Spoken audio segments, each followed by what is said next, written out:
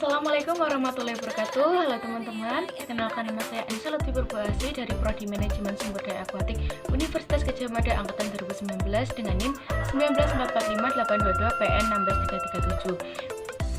Pada kesempatan kali ini saya akan menjelaskan dan mensimulasikan praktikum pengelolaan lingkungan perairan acara terumbu karang. Hewan karang sebagai penyusun utama terumbu karang terdiri dari polip sebagai bagian yang lunak dan skeleton sebagai bagian yang keras. Berdasarkan kemampuan memproduksi kapur, karang dibedakan menjadi dua jenis, yaitu karang lunak atau soft coral dan karang keras atau hard coral. Karang lunak tidak bersimbiosis dengan zooxanthella atau disebut dengan ahermatipic coral. Sedangkan karang keras merupakan endapan masif CaCO3 yang bersimbiosis dengan zooxanthella yang disebut dengan hermatipic coral.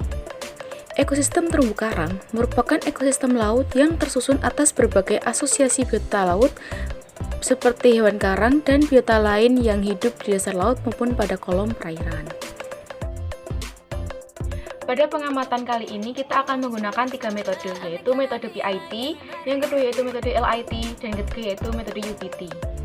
Metode PIT atau Point Intercept Transect merupakan metode yang digunakan untuk memantau kondisi karang hidup dan biota pendukung lainnya di suatu lokasi pengamatan terumbu karang dengan cara yang mudah dan cepat. Metode LIT atau Line Intercept Transect merupakan metode pengamatan terumbu karang dengan mengestimasi penutupan karang dan penutupan komunitas bentos yang hidup bersama karang. Pada metode LIT, pengambilan sampel bukan berupa luasan bidang tetapi merupakan panjang garis. Metode UPT atau Underwater Photo Transect merupakan metode pengamatan yang memanfaatkan perkembangan teknologi kamera digital maupun teknologi perangkat lunak komputer. Data yang diambil di lapangan berupa foto-foto bawah air yang dilakukan dengan pemotretan menggunakan kamera digital bawah air. Foto-foto yang diperoleh kemudian dianalisis menggunakan perangkat lunak komputer untuk mendapatkan data-data kuantitatif. Itu tadi metode-metode yang akan kita gunakan pada praktikum kali ini. Selanjutnya saya akan menjelaskan mengenai alat dan bahan apa saja yang akan kita butuhkan. Yang pertama, kita membutuhkan GPS. GPS ini kita gunakan untuk mencatat titik koordinat pengambilan sampel. Selanjutnya, kita membutuhkan rollmeter. Di sini kita asumsikan tali rafia ini sebagai rollmeter yang akan berfungsi sebagai transek garis. Selanjutnya, kita membutuhkan depth meter konsol untuk mengukur kedalaman. Lalu kita membutuhkan set scuba untuk memudahkan kita dalam melakukan penyelaman. Kita juga membutuhkan papan plastik dengan kertas tahan air serta spidol dan pensil waterproof untuk mencatat data pengamatan. Kita juga membutuhkan underwater kamera untuk mendokumentasikan hasil pengamatan kita nanti. Selanjutnya kita membutuhkan 2 botol berukuran 600 ml untuk mengambil sampel air. Selanjutnya, untuk pengukuran parameter lingkungan, kita membutuhkan termometer untuk mengukur suhu air dan suhu udara. Lalu kita membutuhkan pH meter untuk mengukur keasaman air. Lalu kita membutuhkan refraktometer untuk mengukur salinitas. Selanjutnya, kita juga membutuhkan lembar identifikasi terumbu karang sehingga memudahkan kita untuk melakukan pengamatan dan mengidentifikasi terumbu karang apa yang ada di lingkungan tersebut. Dan terakhir, kita membutuhkan plot pengamatan berukuran 58 x 44 cm. Di sini saya asumsikan plotnya seperti ini, dan plot ini kita gunakan khusus untuk metode UPT.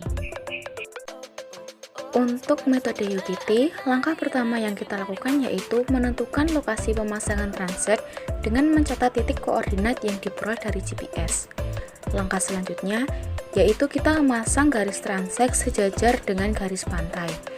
Transect kemudian diberi tanda setiap 50 cm. Kita selanjutnya mengamati dan mencatat jenis terumbu karang pada titik-titik berikut. Terdapat titik 50 cm, 100 cm, 150 cm, dan seterusnya hingga titik 2000 cm atau 20 meter, sehingga diperoleh 40 titik pengamatan. Pada metode ini, kita berenang di atas transect sembari mencatat hasil pengamatan menggunakan clipboard, kertas tahan air, pena, dan pensil waterproof. Selain itu, kita juga melakukan dokumentasi menggunakan underwater kamera.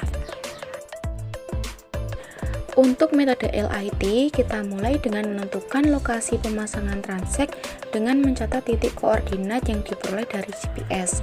Selanjutnya, kita pasang garis transek sejajar dengan garis pantai sepanjang 20 meter. Kita simulasikan pada titik 0 meter sebagai berikut.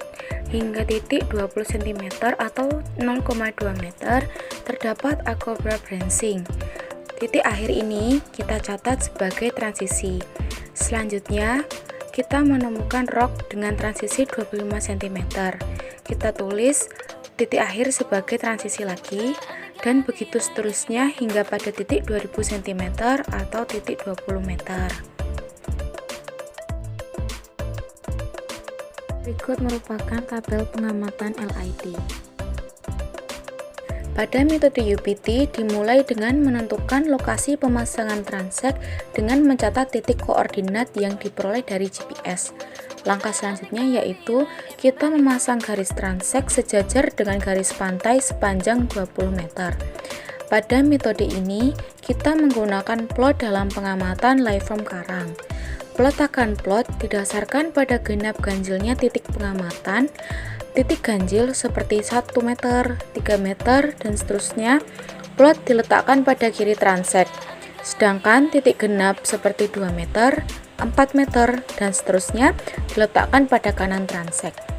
Pada setiap plot didokumentasikan secara tegak lurus menggunakan underwater kamera agar terlihat liveform karang dari tampak atas secara jelas. Selanjutnya, foto yang diperoleh dianalisis menggunakan aplikasi CPCE, kemudian diperoleh hasil dalam Microsoft Excel. Berikut merupakan beberapa dokumentasi hasil pengamatan liveform karang menggunakan metode UPT. Pengamatan parameter lingkungan terdiri dari 3 jenis, yaitu yang pertama suhu, berupa suhu air dan suhu udara, yang kedua yaitu salinitas, dan ketiga yaitu pH air. Untuk suhu, kita ukur menggunakan termometer. Caranya yaitu, untuk suhu udara, termometer didiamkan di udara selama 3-5 menit hingga raksa pada termometer berhenti bergerak dan menunjukkan angka yang stabil. Selanjutnya, untuk suhu air, termometer kita celupkan di dalam air dan kita tunggu sampai 3-5 menit hingga angka stabil, lalu kita catat hasilnya. Selanjutnya, untuk data salinitas dan pH air kita peroleh dari sampel air yang sebelumnya sudah diambil. Untuk pH air kita ukur menggunakan pH meter, sedangkan untuk salinitas kita ukur menggunakan refraktometer. Berdasarkan data pengamatan status terumbu karang di Indonesia pada tahun 2019, diketahui bahwa pada 1.153 terumbu karang yang diamati, sebanyak 33,82% termasuk ke dalam kategori jelek atau rusak, 37,38% termasuk ke dalam kategori cukup atau sedang, 22,38% termasuk ke dalam kategori baik, dan 6,42% termasuk ke dalam kategori sangat baik. Oleh karena itu, penting adanya bagi kita untuk peduli dan memperhatikan pengelolaan ekosistem terumbu karang.